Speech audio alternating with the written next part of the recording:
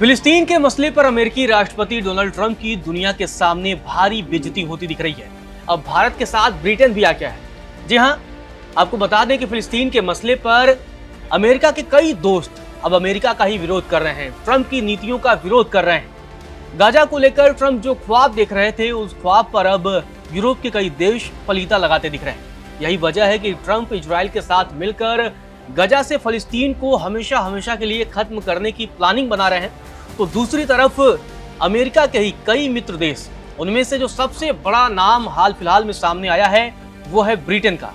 जी हां, ब्रिटेन, जहां हाल ही में अमेरिकी राष्ट्रपति डोनाल्ड ट्रंप उसकी यात्रा पर गए थे और ब्रिटेन के प्रधानमंत्री कीयर स्टारमर के साथ द्विपक्षीय बातचीत भी किया था, प्रेस कॉन्फ्रेंस भी किया था। लेकिन ट्रंप के जाते ही ब्रिटेन ने बड़ा ऐलान कर दिया और वो ऐलान किया है फिलिस्तीन को लेकर। आपको बता दें कि पहले ही भारत जो है अपना रुख क्लियर कर चुका है और फिलिस्तीन को एक राष्ट्र के तौर पर मान्यता दे चुका है और अब ब्रिटेन भी इस मुहिम में जुड़ गया है। दरअसल आपको बता दें कि Britain, Canada, Australia, France, Germany विश्व के उन 140 देशों से अधिक ग्रुप में शामिल हो गए हैं जिन्होंने स्वतंत्र फिलिस्तीन राष्ट्र को मान्यता दी है। आपको बता दें कि भारत पहले ही स्वतंत्र फिलिस्तीन राष्ट्र को मान्यता दे चुका है। आपको बता दें कि ब्रिटेन का मान्यता देना फिलिस्तीन को राष्ट्र के तौर पर ये इसलिए अहम हो जाता है क्योंकि ब्रिटेन और अमेरिका के बीच अच्छी दोस्ती है और अमेरिकी राष्ट्रपति डोनाल्ड ट्रंप हाल ही में ब्रिटेन की यात्रा पर भी गए थे और वहां उन्होंने ब्रिटेन के प्रधानमंत्री कीयर स्टारमर के साथ बायलैटरल मीटिंग की थी। और उससे एक और अहम बात यह हो जाती है क्योंकि आपको बता दें, द्वितीय विश्व युद्ध के बाद इजराइल राष्ट्र के गठन में ब्रिटेन ने बड़ा योगदान निभाया था। तो जी हाँ, जिस ब्रिटेन ने इजराइल के बनाने में, इजराइल को बतौर राष्ट्र उसके गठन में बड़ी भूमिका निभाया था, अब उसी ब्रिटेन ने फिलिस्तीन राष्ट्र को मान्यता दे दी है। और इस मान्यता के बाद निश्चित तौर पर ट्रंप के लिए यह बड़ा झटका है क्योंकि ट्रंप को यह उम्मीद थी कि ब्रिटेन उनका साथ देगा, लेकिन अब ब्रिटेन भी विरोध में चला गया है, अमेरिका के विरोध में जा चुका है। आपको बता दें कि सीधे तौर पर कीयर स्टारमर, जो कि ब्रिटेन के प्रधानमंत्री हैं, उनकी तरफ से बयान सामने आया और उन्होंने कहा कि हम फिलिस्तीन को एक स्वतंत्र राष्ट्र के तौर पर मान्यता दे रहे हैं। तो ब्रिटेन के प्रधानमंत्री ने क्या कुछ कहा वो आपको बताते हैं और उसके बाद फिर समझने की कोशिश करेंगे कि आखिर वो कौन से देश हैं जो अमेरिका के अच्छे दोस्त हैं लेकिन फिलिस्तीन के मसले पर, गाजा के मसले पर वो ट्रंप की नीतियों के खिलाफ हैं और वो अमेरिका का जमकर और खुलकर विरोध भी कर रहे हैं। ब्रिटेन के प्रधानमंत्री कीयर स्टारमर ने कहा, आज फिलिस्तीनियों और इजरायलियों के लिए शांति की उम्मीद और दो राष्ट्र समाधान को फिर से जिंदा करने के लिए ब्रिटेन ने औपचारिक रूप से फिलिस्तीन को एक देश के रूप में मान्यता दी है। इस घोषणा को हमास से नहीं जोड़ना चाहिए और यह समाधान हमास को किसी तरह का इनाम नहीं है। गजा में लाखों लोग मारे जा चुके हैं, जिनमें वे लोग भी शामिल हैं जो खाना और पानी लेने जा रहे थे। वहां हो रही भूख और तबाही असहनीय है। आपको बता दें कि ब्रिटेन के ऐलान से पहले कनाडा भी मान्यता दे चुका है। इसके अलावा फ्रांस, ऑस्ट्रेलिया, ये सारे देश मान्यता दे चुके हैं। आपको बता दें कि कनाडा के प्रधानमंत्री मार्क कार्नी ने भी बड़ा ऐलान किया था। उन्होंने कहा था कि कनाडा फिलिस्तीन को मान्यता दे रहा है और फिलिस्तीन और इजराइल दोनों के लिए शांतिपूर्ण भविष्य के निर्माण में हमारी साझेदारी का भी प्रस्ताव है। हालांकि जब फ्रांस के राष्ट्रपति इमैनुअल मैक्रों ने भी स्वतंत्र फिलिस्तीन राष्ट्र को मान्यता दी थी, तब इजराइल के प्रधानमंत्री बेंजामिन नेतन्याहू ने उन्हें पत्र लिख दिया था। तो दूसरी तरफ आपको बता दें कि ऑस्ट्रेलिया के प्रधानमंत्री एंथनी अल्बानीज भी हैं, उन्होंने भी फिलिस्तीन को एक स्वतंत्र राष्ट्र के तौर पर मान्यता दी है।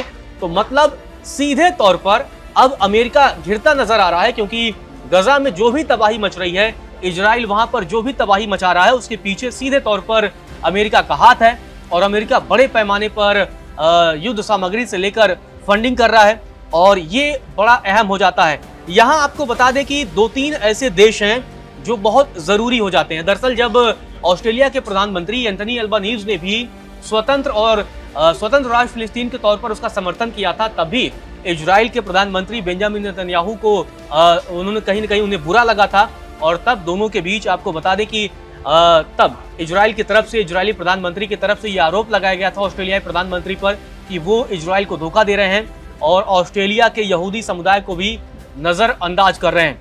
लेकिन उससे पहले आपको बता दें कि 2-3 चीजें और अहम हो जाती हैं। इसमें सबसे जो बड़ा नाम है वो है ऑस्ट्रेलिया का, फ्रांस का। फ्रांस और अमेरिका भी अच्छे दोस्त हैं, लेकिन फ्रांस इस मसले पर पूरा अमेरिका के खिलाफ जा रहा है।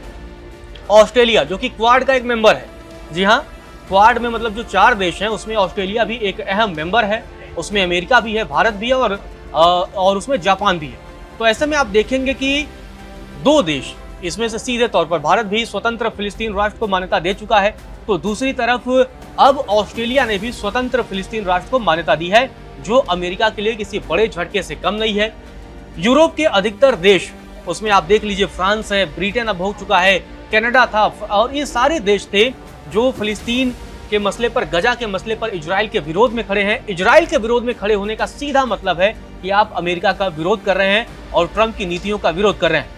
ऐसे में ट्रंप का बयान भी बेहद महत्वपूर्ण हो जाता है कि आखिर फिलिस्तीन के मुद्दे पर ट्रंप ने क्या कुछ कहा था। और सीधे तौर पर ट्रंप की तरफ से ये कहा गया था कि उनकी ब्रिटिश प्रधानमंत्री कीर स्टारमर के साथ असहमति भी है। ट्रंप ने कहा था, फिलिस्तीन को मान्यता देने के मुद्दे पर मेरी प्रधानमंत्री कीर स्टारमर से असहमति है। हम चाहते हैं कि युद्ध खत्म हो, हम बंधकों की रिहाई चाहते हैं, यही इजराइल के लोगों की भी इच्छा है। आपको बता दें, जब दुनिया के तमाम देश फिलिस्तीन को स्वतंत्र राष्ट्र के तौर पर मान्यता दे रहे हैं, तो इजरायली प्रधानमंत्री बेंजामिन नेतन्याहू ने तीखी प्रतिक्रिया दी थी।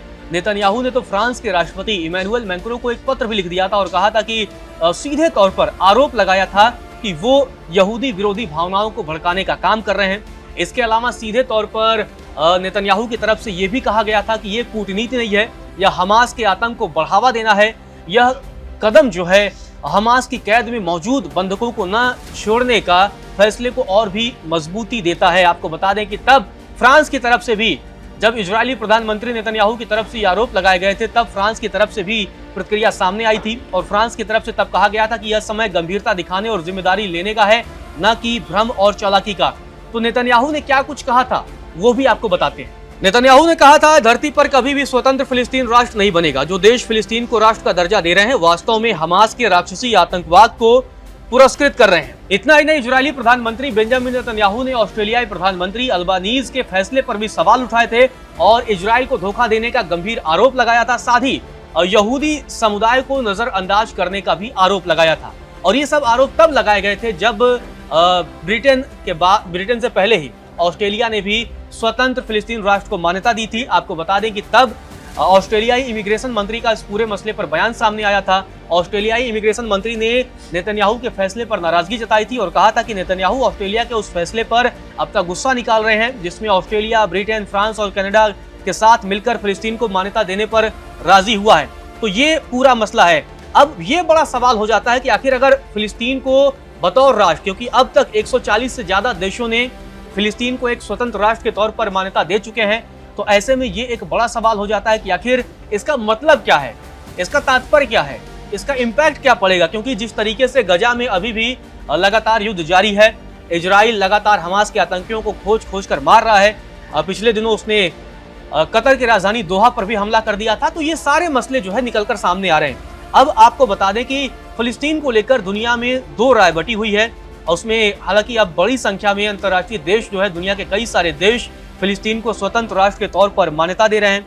आपको बता दें कि वेस्ट बैंक एरिया है, वेस्ट बैंक पर इजराइल के सैन्य कब्जे की वजह से 1990 के दशक में हुए शांति समझौतों के बाद फिलिस्तीन अथॉरिटी अपनी जमीन या अपने लोगों पर पूरा नियंत्रण नहीं रखती है। तो ये बना था और लगभग बीते 2 सालों में जो युद्ध हुआ है और एक गजा में विनाशकारी युद्ध हुआ है, कई लाख लोग इसमें मारे गए हैं। आपको बता दें कि फिर भी प्रतीकात्मक रूप में फिलिस्तीन बहुत मायने रखता है और लगातार ब्रिटेन जो है, ब्रिटेन समेत कई देश दो राष्ट्र के समाधान के समर्थन के पक्ष में हैं और इसीलिए ये सारी चीजें की जा रही हैं। आपको बता दें कि 1948 में इजराइल का गठन हुआ था, लेकिन फिलिस्तीन को समानांतर देश बनाने की कोशिशों की कई वजहों से वो नाकाम हुई। तो आपको बता दें कि अब 2 नेशन थ्योरी को लेकर दुनिया के कई देश एकजुट हो रहे हैं। आपको बता दें कि गजा पट्टी में जब एक फिलिस्तीनी राज्य की स्थापना हुई थी, जो मोटे तौर पर आपको बता दें कि 1967 में अरब इजराइल युद्ध के पहले की सीमाओं के आधार पर होगी, ये ऐसा माना जा रहा है और इसी पर पूरी दुनिया में कई लोगों की अपनी अपनी विचारधारा है। आपको बता दें कि मौजूदा समय में संयुक्त राष्ट्र के 193 सदस्य देशों में से लगभग 75% देश फिलिस्तीन को मान्यता देते हैं। तो ये फिलिस्तीन के पक्ष में एक बड़ी आप जीत कह सकते हैं, क्योंकि 75% जो है लोग, जितने भी देश हैं 75% देश फिलिस्तीन को मान्यता देते हैं। आपको बता दें कि चीन और रूस ने 1988 में ही फिलिस्तीन को मान्यता दे दी थी, जबकि अमेरिका ने 1990 के दशक में मध्य में बनी फिलिस्तीन अथॉरिटी को मान्यता दी थी। आपको बता दें कि अमेरिका ने फिलिस्तीन को मान्यता नहीं दी है, बल्कि जो फिलिस्तीन अथॉरिटी का गठन हुआ था उसे मान्यता दी थी और ये अमेरिका ने 1990 के दशक में ये कदम उठाया था। तो अब देखना दिलचस्प होगा, क्योंकि दुनिया के लगभग 75% देश अब फिलिस्तीन के समर्थन में खड़े नजर आ रहे हैं। क्या अब बड़ा सवाल यही रहेगा कि इस पूरे मसले पर इजराइल और अमेरिका अलग थलग पर जाएंगे, और क्या इसी तरह से पूरी दुनिया में अमेरिकी राष्ट्रपति डोनाल्ड ट्रंप की बेइज्जती होती रहेगी?